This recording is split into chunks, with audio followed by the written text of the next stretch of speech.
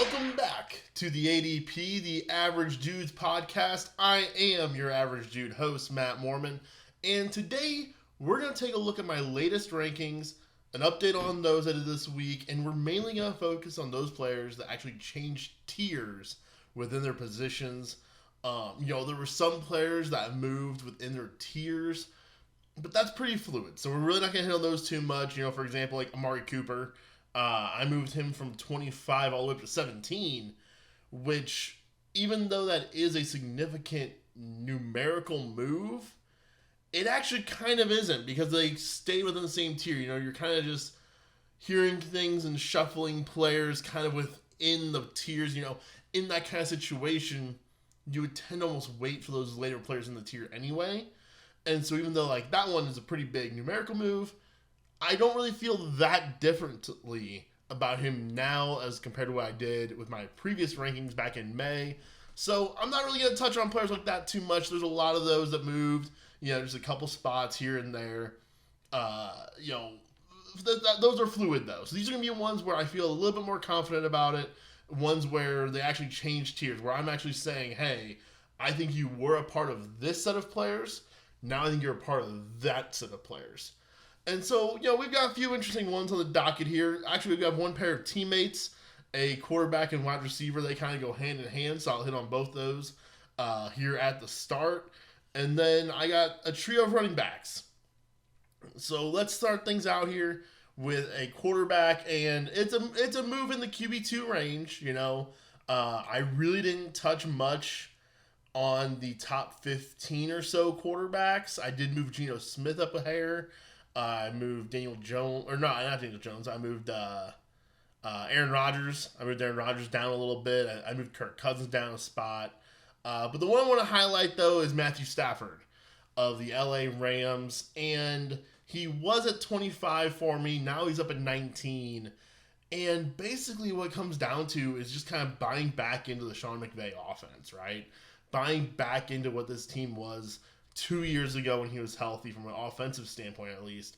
I don't know if they're going to get the wins necessarily that they got 2 years ago, but I do think that you can look at this team and say the passing game can be there. I have concerns with the offensive line still, but I think it's just kind of looking around at this tier of quarterbacks and saying, does Derek Carr have that level of upside? No, he doesn't. Does Jordan Love have that level of upside? I don't think so, because I don't think they're going to throw the ball as much. Does a Desmond Ridder, even with the rushing, have the kind of upside that a super pass-heavy Matthew Stafford has in a Sean McVay offense?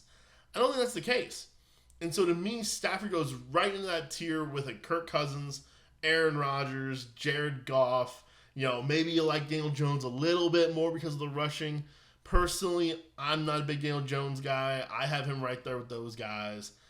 Same with Russ, same with Geno. I think Stafford belongs with those guys. And previously, I think I was a little bit nervous about the injury situation with him, what the deal was going to be there, so I had him knocked down a peg.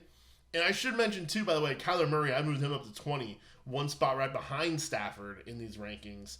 And that's kind of just a bet for me as Kyler's going to play. I fully believe that Arizona has every reason to play Kyler Murray whenever he's available to play. I think I touched on that once or twice already. Nothing changed for me in that regard. So I didn't have him ranked before. In May, I tend to just not really touch players that we know are going to be out or players that are free agents. I kind of just, it's May. I don't rank those guys usually at that point. At this point, I kind of start to. I don't have the free agent running backs or wide receivers ranked at the moment. But, I figured I'd kind of start to slot in a couple of those guys here now that we're in June. The end of June, start in July here.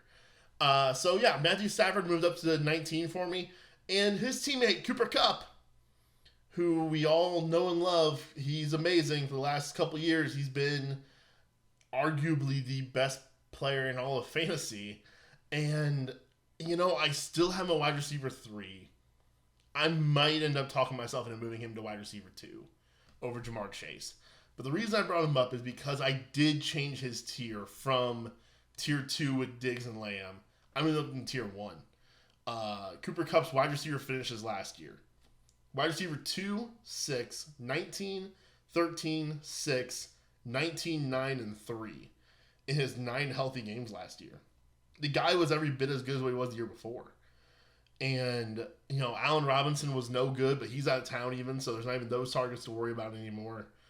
Honestly, the defense won't be very good in LA, so they might be a little bit extra pass heavy. And I just don't really see any reason why, as long as Stafford and Kupp are healthy, especially, Kupp's fine. He has a sprained ankle.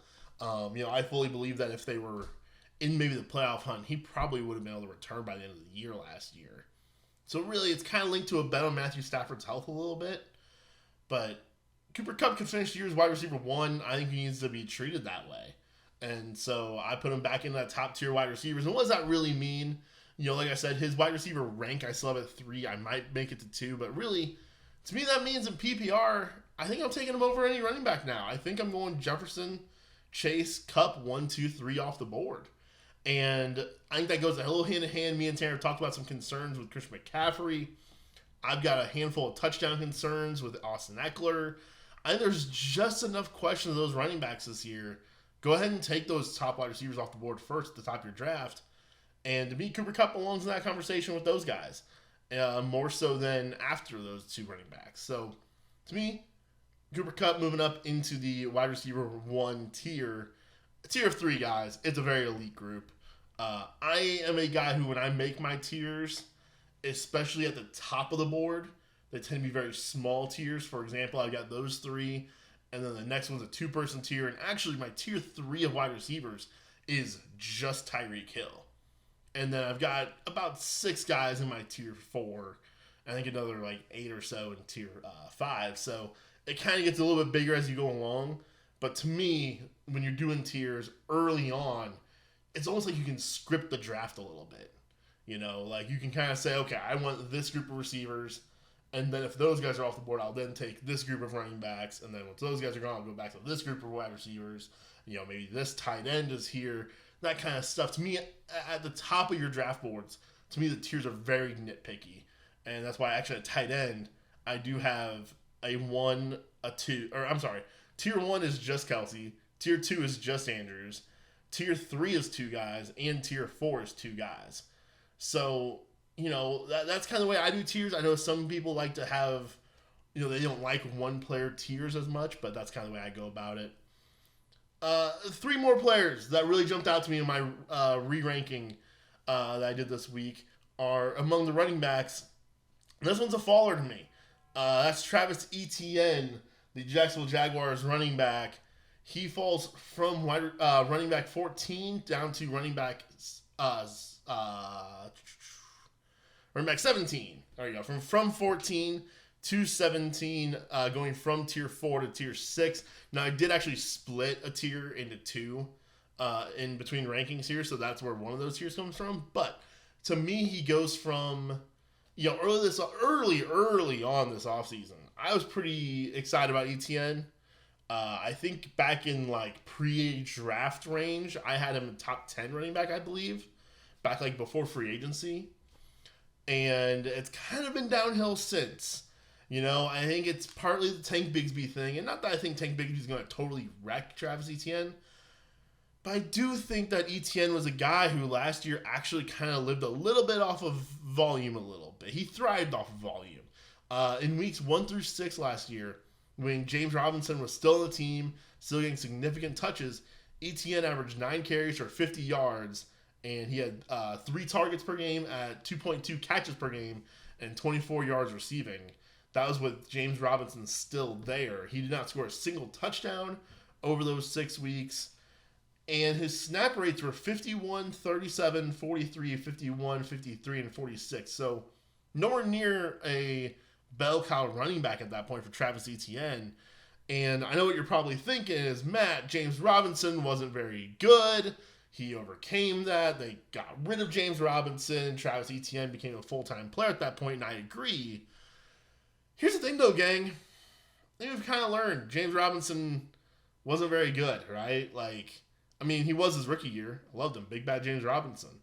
Well, one of my favorite players in the NFL his rookie year. And, that Achilles tear really took a number on him. It's a shame, but it is what it is. And so I think my point here is, if the coaching staff felt as though James Robinson in 2022 was worth playing that much. And then we saw after Robinson got traded, he was being a healthy scratch for the Jets. He then got cut by the Patriots this offseason. So if that's all it took was just what James Robinson was last year to make the Jags say, we want Etienne to be not a full-time player. We want this guy to play with him, alongside him. Not overtaking him, but just playing alongside of him. You know, a high snap backup, if you will. Then Tanks Bigsby, I think that should be the baseline expectation, right? Like, I think at worst, we should expect Tank Bigsby to be as good and as involved as what James Robinson was last year in those games. Now, the question does become, were they taking it easy on Etienne early on the season because he was coming back from the foot injury the year before? He had never played in the NFL before. There's a chance of that. There's a chance of that. I feel like we see that a lot in the NFL where rookies, even at running back, where I feel like you should just let them go right off the bat and go full throttle immediately. A lot of times we see rookies kind of get worked in a little bit, even at running back. Think back, a Todd Gurley. Jonathan Taylor had to wait for a Marlon Mack injury, right?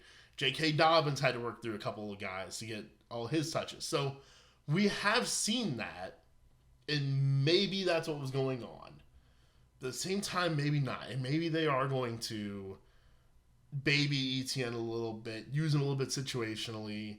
And, the other part, so there's Tank Bigsby. That's one thing. We're going to put that right there. Right there's Tank Bigsby. But over here, I'm also just a little bit worried about his receiving numbers because, he had 35 catches last year. He never had more than 3 catches in a game. And Bigsby's apparently a pretty decent receiver himself out of the backfield. Now with Calvin Ridley in the fold, I'm not expecting more targets to go to running backs. And, he didn't have a great catch rate last year. It was right behind, Ramondre Stevenson. He was 20th in the league in catch rate last year. I just worry a little bit about if Etienne's not catching a bunch of passes. And, let's say it's 3 per game, right? Let's say we bump it up from what he did a year ago, right? Last year, the most he had in a game was 3. And let's say he's catching 3 passes per game. That'd be great and all. But what if that's kind of all he's really getting? What if he's not getting a bunch of rushes, right? What if it is 9 carries and 3 catches? I think that really limits your upside, on an offense where I'm expecting more passing, and I'm expecting Bigsby to get some work near the red zone, right? I don't think Etienne profiles as that goal line back. So if you're not getting a bunch of passing downs work, right? If you're getting 3 catches and you're not getting the red zone work, that to me limits his upside. I moved him behind everybody's darling, Jahmyr Gibbs. I moved him behind my darling, David Montgomery. I moved him behind Breece Hall. And really, it's kind of moving him into that scarier RB2 range right before you get to the old guys. I still have him ahead of a Mixon, ahead of Aaron Jones, ahead of Alvin Kamara. But I got to tell you, if we get a good landing spot for Dalvin Cook's going to move ahead of him. If we never get word on Alvin Kamara's suspension, Kamara moves in front of him. If we get word that Joe Mixon is for sure sticking around the Bengals, Joe Mixon's going to move ahead of him. So I could easily see myself going from June into July and saying Travis Etienne is now running back 20 in my rankings. That's definitely a scenario I could see for myself.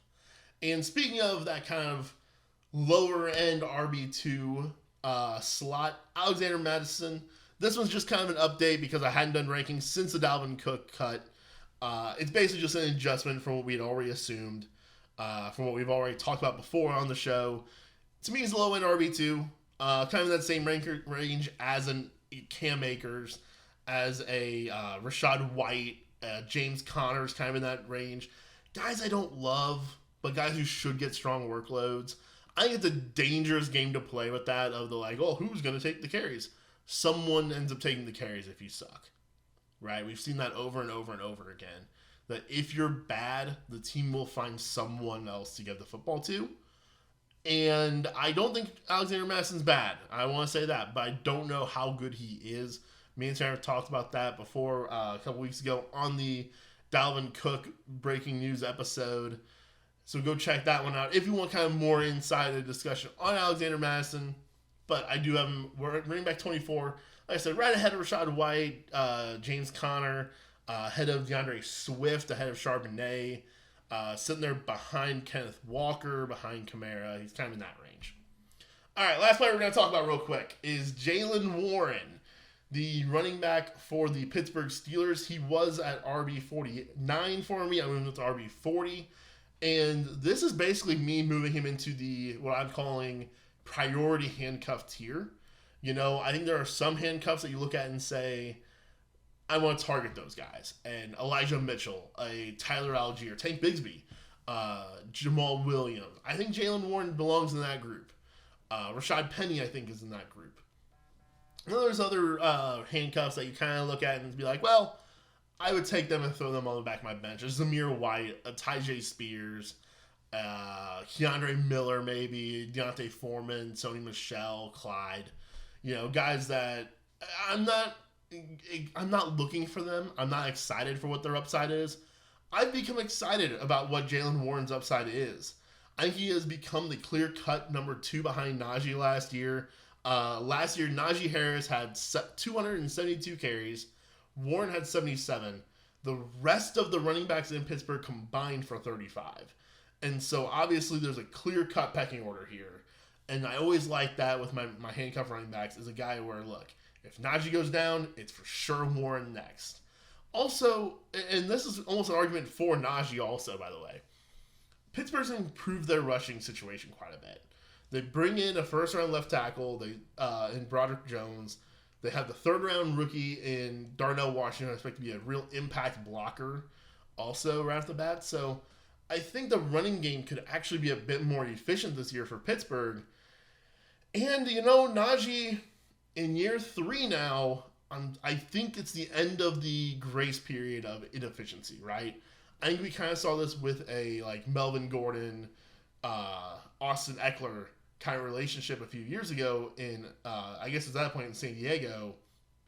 If the main running back, even as a first-round pick, is inefficient for 3 years, I think at that point the team will flip the switch a little bit at least and get the number 2 guy going. Najee across 2 years, a 3.9 and a 3.8 yards per carry. He went from 94 targets to 53 targets in 2022, a 6.3 yards per reception down to a 5.6. You know, compare those numbers to Jaylen Warren last year, right? A 4.9 yards per carry and a 7.6 yards per reception. I do think part of why Warren's numbers were so good is because when he's in the game, maybe Pittsburgh shouldn't be giving him the ball, right? On a third down and like 15, it's a, well, here's the ball, you know, so the running back goes and scampers for like 8 yards, where you're not really doing anything for the offense, you know, but no one was open downfield, right? And Pickett's scared for his life, so he's just going to dump the ball to the running back a few times. But I do think that Warren showed to be a pretty, you know, exciting, electric young player. I think there might be something here with Jaylen Warren. So, like I said, I moved him into the priority handcuff role. Like I said, with a guy like Elijah Mitchell, Tyler Algier, kind of that range of players. So, those are just a few players that kind of moved notably on my rankings update here from May to June. As, you know, camps start to really ramp up, as, you know, a couple more moves happen here. We got some free agent running backs still out there. We have DeAndre Hopkins still out there. Excuse me. Things are going to change all over the place. So be sure to stay tuned for all that's going to happen here moving forward. Thank you all for tuning in to the ADP, the Average Jews podcast. Be sure to like and subscribe. Follow the show on Spotify, follow on Apple Podcasts, and we will be back next time.